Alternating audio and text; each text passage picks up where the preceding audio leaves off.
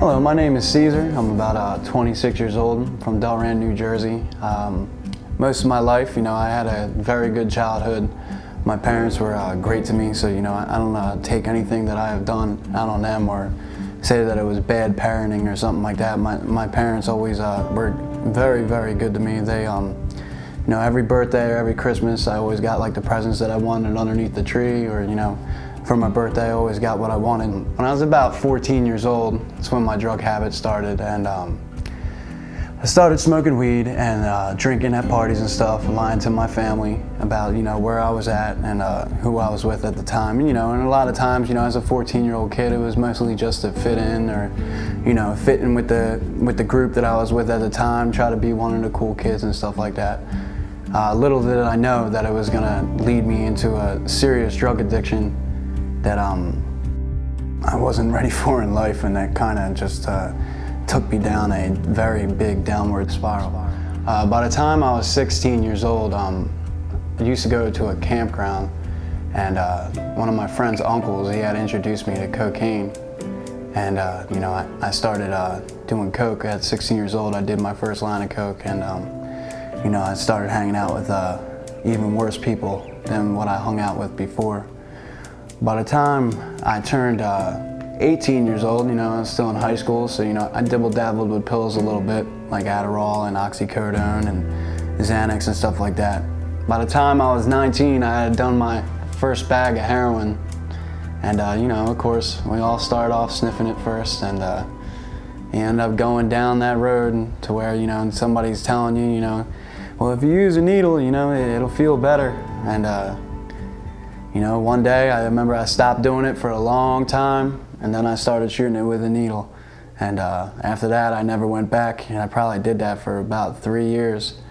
And in this process, I hurt so many people in my family, like my mother, my sister, my grandparents, and even just close friends, just by stealing to support my drug habit. And it really sucks, because inside that you're not a bad person, but you're just stuck in a bad way.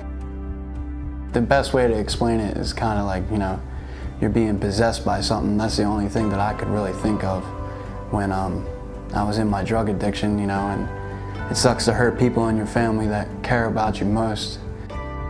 I'll be 3 years clean on June 5th of this year.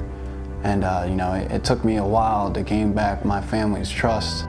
I was going to church for about a year before I went in the Teen Challenge, and at the time I was still doing heroin, and the only reason that I was going to the church that I went to was because my dad went there. My parents got divorced at a young age, so I didn't really get to see my dad much. I didn't see him for probably about 7 years, and he had came back in my life because he had a drug problem too, but he got saved in jail. So, he asked me to start coming to church with him, and I was like, yeah, sure, and at first I was just doing it to spend time with my dad. I really wasn't going there to, get God or whatever, or try to, worship God, or even, try to have God help me out. At the time, I was just doing it to be with my dad. Everybody found out how bad I was on drugs, and my mom called my pastor one day at my church and said, my son has a horrible drug problem. She called him crying and everything, and what can I do? And he had mentioned Teen Challenge. Well, when they first gave me the pitch about Teen Challenge and told me that it was 14 months, I had told my mom to tell my pastor that he should go buy a lottery ticket because he has a better chance of winning that than me going to a 14-month program. And now I can laugh about it, but back then I was serious when I said that.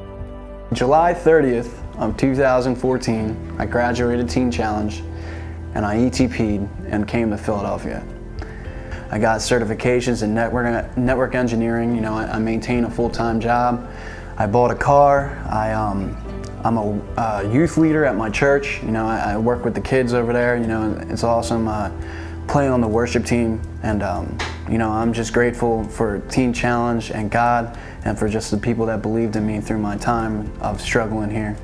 And for that, I want to close you with a stand-on verse that God gave me when I first came to Teen Challenge. It was the first verse that really stuck out to me. It's James 1:12. It says, "Blessed is the man that perseveres on the trial, because when he has stood the test, he will receive the crown of life that God has promised to those who love him."